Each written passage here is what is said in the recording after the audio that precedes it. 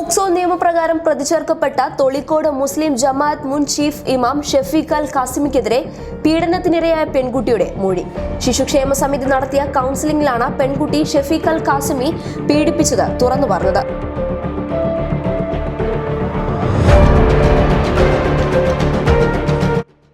ഇമാമായിരുന്ന ഖാസിമി ആളൊഴിഞ്ഞ പ്രദേശത്തേക്ക് കൊണ്ടുപോയത് മനഃപൂർവ്വമാണെന്നും പെൺകുട്ടി വ്യക്തമാക്കി. പീഡനം നടന്നതായി വൈദ്യപരിശോധനയിലും സ്ഥിരീകരിച്ചു.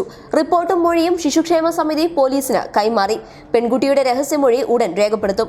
ഒളിവിലുള്ള ഷഫീഖ് അൽ ഖാസിമിയെ കണ്ടെത്താൻ ലുക്കൌട്ട് നോട്ടീസ് പുറപ്പെടുവിക്കുമെന്ന് അന്വേഷണ തലവൻ നെടുമങ്ങാട് ഡിവൈഎസ്പി അശോകൻ പറഞ്ഞു.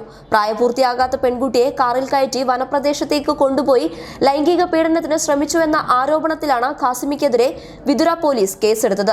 ദുരൂഹ സാഹചര്യത്തിൽ പെൺകുട്ടിയുമായി എത്തിയത് തൊഴിലുറപ്പ് തൊഴിലാളികൾ ചോദ്യം ചെയ്തതോടെയാണ് സംഭവം പുറത്തറിഞ്ഞത്. ഇതോടെ ചീഫ് ഇമാം സ്ഥാനത്ത് നിന്ന് ഖാസിമിയെ ജമാഅത്ത് കമ്മിറ്റി ചേർന്ന് പുറത്താക്കിയിരുന്നു. ഇമാം സ്ഥാനത്ത് നിന്ന് പുറത്താക്കാനുള്ള കാരണം ജമാഅത്ത് പ്രസിഡന്റിൽ നിന്ന് മൊഴിയായി രേഖപ്പെടുത്തിയാണ് പോക്സോ നിയമപ്രകാരം പോലീസ് കേസെടുത്തത്.